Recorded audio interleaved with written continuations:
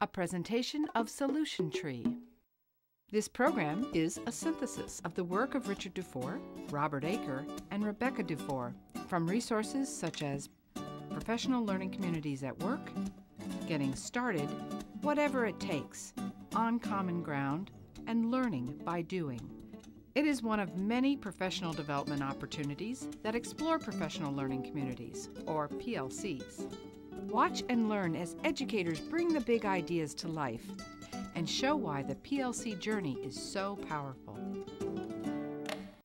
I grew up in Flint, Michigan, an area that's pretty impoverished. Just recently it was named the third most dangerous city in the United States, and it's a city that I love with every fiber of my being. And I grew up with some kids who were very close friends of mine who were smarter than I was. But I had a mother who provided me with a professional learning community. I had definite learning goals, and if I didn't meet them, there were definitely consequences. And that was the only thing that separated me from my friends.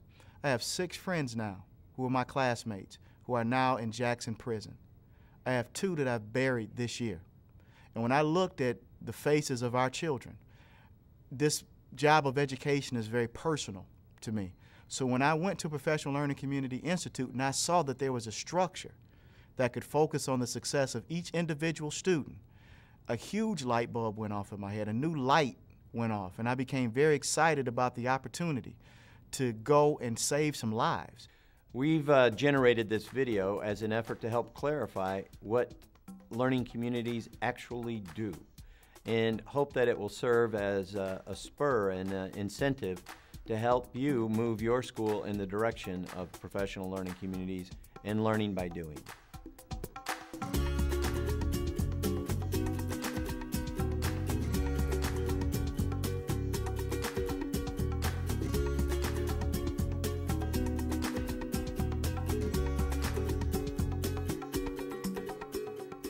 This program illustrates the concepts and practices of professional learning communities.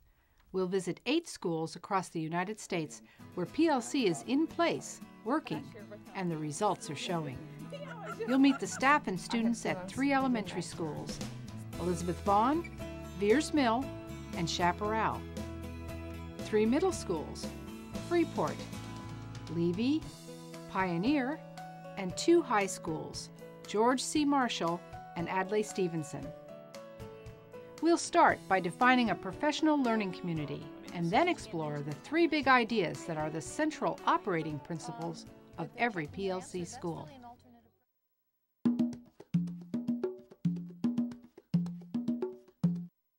Professional learning communities is a process. It's not a program, it's a process. It's a process of how do you collectively determine the kind of school you want to be, the purpose of why you exist, and how you're going to work together to achieve that vision. Through the process, you create different programs and procedures. So PLCs created the process that created the dialogue that identified these programs. The focus on process in a professional learning community makes it quite different than other reform initiatives. I distinctly remember the question, well, to our principal at the time, how long do we have to try this new program or package out? It's not a program, it's not something that we're trying. It is a way of thinking, a way of doing business at the school. It's a way of focusing our work. The concept is not like another thing for a school to go do. It's not another program to take on. It's just a way of living. Professional learning community is a way of life. It's a way the adults decide to come to school and just act and interact and be. For many educators, the professional learning community provides the focus they want and need. We only have so much human capital. We only have so much time.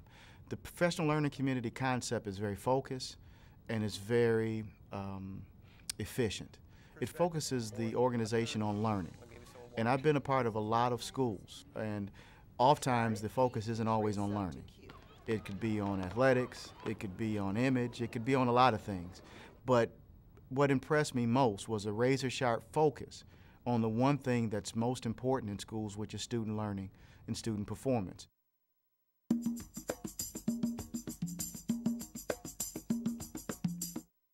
The very essence of a professional learning community, all the behaviors are built around 3 big ideas. The first big idea is this intense focus on learning. We embrace learning as our fundamental purpose, and we look at everything we do through the lens of learning. Most schools don't operate that way. They operate from the premise that it's our job to see to it that kids are taught. But learning communities reject that, and they understand that teaching hasn't really occurred until the students have actually learned it. A PLC-oriented school is really a place where all of the people in the school, teachers, administrators, office staff, everyone in the school works together for the benefit of all of the students. And the focus is on the students learning. And that's the student learning for each and every individual student. Most schools contend that they are committed to learning for all. The mission statements of every school commit on some level to that noble goal. But in practice, the PLC school's focus on learning really is different. So we don't turn and say, well, it's the kid's fault, we're sorry, or well, we taught it, it's the kid's job to learn it, so I guess the parents better do something to make their child learn it, or go hire a tutor parents. We look at ourselves and say, what are we going to do? Because kids will learn because of what we do. The PLC school asks, what should be happening in a school to help students learn? What should we see people doing?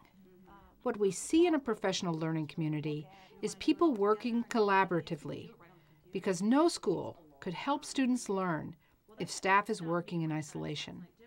Their collaborative work would ensure there is absolute clarity regarding the essential knowledge, skills, and dispositions all students must acquire.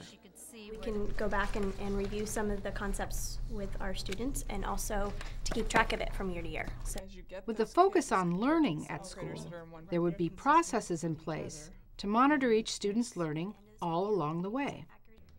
There would be systematic interventions for students who are struggling, and enrichment to hold the attention of proficient students. Even the test would focus on learning. Staff would use assessment data to actively diagnose where individual students were doing well and where they needed some help. Teachers would also use that data to inform and improve their practice. The test would no longer be the end of the learning. It would be the start. We are data nerds. We are just driven by data. I don't think you would see any teacher not knowing how their kids are doing. So the students actually have to show us they're learning what it is we wanted them to know. And in a learning community culture, that drives everything. That drives our adult actions, it drives how we look at what's going on, it drives where we put our next energy, because we have evidence that there's a certain group of students that aren't learning well.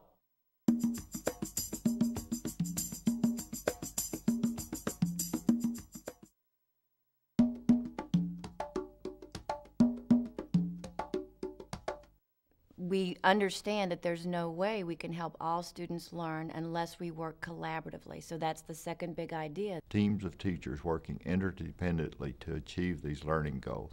And so there's a collaborative culture in learning communities in which teams are working together interdependently to achieve goals that they couldn't achieve working in isolation. A common, I think, concern among faculty in the beginning when you're working through the logistics of how do you really become a learning community is this sense of loss of identity or self-autonomy. And I think there's definitely a tension between what's the greater good. Is the greater good the individual teachers' sense of entitlement to make their own decisions about all things curriculum, instruction, assessment oriented, or is the greater good creating greater equity in student learning experiences so that all students can go on and be more successful? And it's a competing interest in the beginning. I remember my first year here, the culture was not conducive for teaming because we had people that just said, just leave me alone and let me teach. Just let me shut my door and do my own thing. And the results of that practice were absolutely dismal. Our test scores were one-digit, percentiles, and we just knew that model wasn't working and we had to do something. The knowing-doing gap, and we know what the right things are to do, but for whatever reason or reasons, we don't do them. All of the latest research in education, they all say the same thing, that the power of collaboration, the power of working together with professional learning communities is the way to go. And so they're saying that. Now we all know that, Now it's a matter of actually doing it.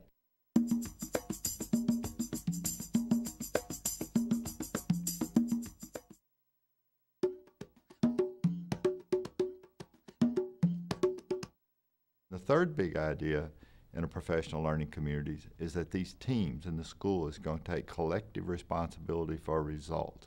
We're going to move our focus from a focus of intentions to a focus on results. Are the kids learning? How do we know? We're going to constantly gather and seek evidence of our effectiveness as it relates to student learning.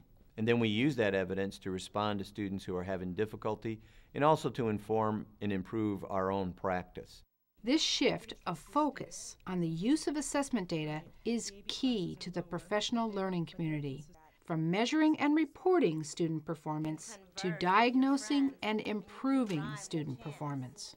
That is great, Gabriel. Great. The bell curve is very prevalent in our public schools.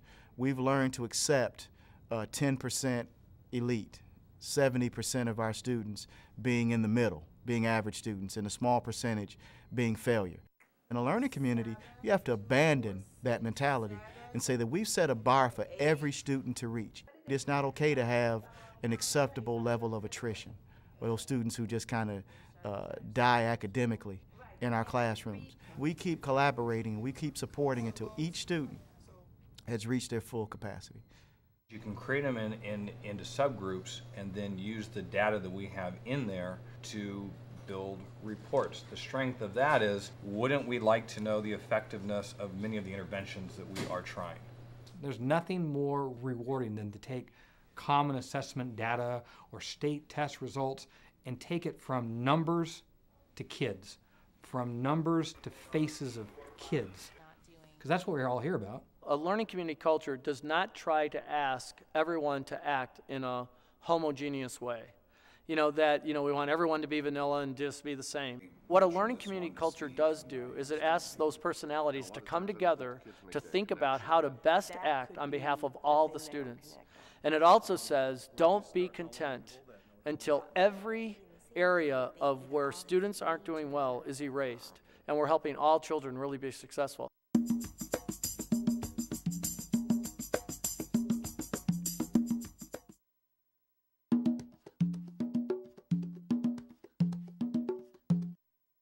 Adopting the 3 big ideas of the professional learning community process requires some basic cultural shifts. If you look at the way traditional schools run, they are literally built to be structures of failure. They work counterproductive to what every ounce of research says is best practice to help kids learn and help professionals enjoy their career and feel successful at it. Traditional schools work in isolation. Every teacher is kind of the king or queen of their own kingdom, and they kind of decide what they want kids to learn, and they kind of decide if kids have learned it. But they're also put in a place where they're responsible alone for all kids who are not achieving. Well, there's no way that an individual teacher working in isolation has all the knowledge, all the skills, all the time to be able to help every child who's not passing something.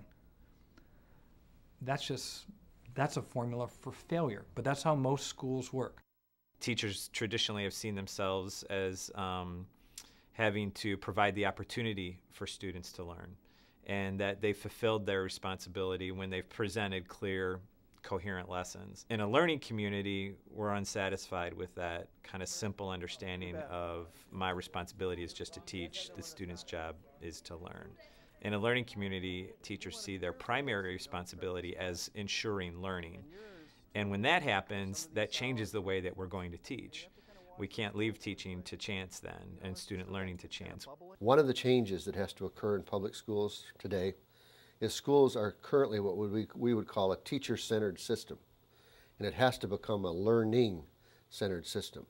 And in order to transform that, what we have to begin to do is look at the classroom and look at the school through the lens of learning. And that means we have to become familiar with the principles of human learning. You hear stories from different schools where people don't want to share their ideas because it was theirs and they created it. And here people are excited to share their ideas. People are excited to talk with each other and say, this really worked well for me, or this bombed, the kids did not understand this. There are no egos where people feel like they have to look like they do it all themselves. It is really just a family village kind of feel where everyone is helping each other and to the benefits of the students. Yes, good job. So you're looking for the key words. Exactly. You're looking for the key. This is one of the first times in all the years I've been put through change. I mean, in 34 years, you've seen the pendulum come and you've seen it go. And a lot of times I've seen the pendulum coming or changing just for changing's sake, without the roadmap or guidelines on how to get there. This is the first time I've really seen, well, we're going to provide you time and energy to do it, and we're doing it by studying facts and information that will help you analyze what's right and wrong. Before, a lot of times I think we knew we needed to improve things in education. I think all careers do. In this, I see the maps being plotted out, and we're also being part of drawing up that map to get there. So I feel it's a very positive thing.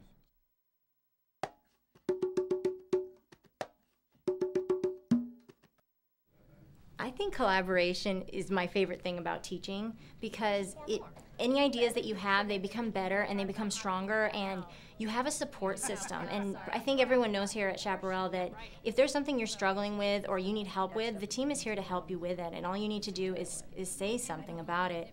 And I have worked at schools before where there wasn't collaboration in this manner, and it wasn't supported or promoted, and it's much lonelier. And I think my instruction has just blossomed from working with other people. I'm a far better teacher today than I was even last year, just from working with other teachers to support my understanding of the curriculum and how to work with children in new ways. Well, I didn't believe that because kids came from homes that may be at or below the poverty line, or maybe in some so-called subgroup, that they weren't capable of learning at the same levels that the students at Stevenson High School were learning at. So if I had the opportunity to study their system and to implement their system, it was going to provide a vehicle to get to the place where I always wanted to be. Because this was personal. I always wanted to prove that students who come from poor homes or who have parents who may not have been exposed to post-secondary education, that these students had the same capabilities as students who come from very affluent areas. I want them to find their passion and to live out that passion, and for that passion to make a significant positive difference in the world. I believe that's true for everybody, and I believe I'm living proof of that. You know, I came from a dysfunctional home, and it was the school that really saved me and helped me find my gift. And I hope I'm giving that gift back to the world. It isn't just your kids. We all have all kids. And that's the idea, is that we need to help all kids succeed. And in doing so, you do better work. You pay more attention, you work harder, you dig deeper, and you share it. Not because you're going to get any kudos for it, not because there's any reward. It's because in the end, it's all about the kids.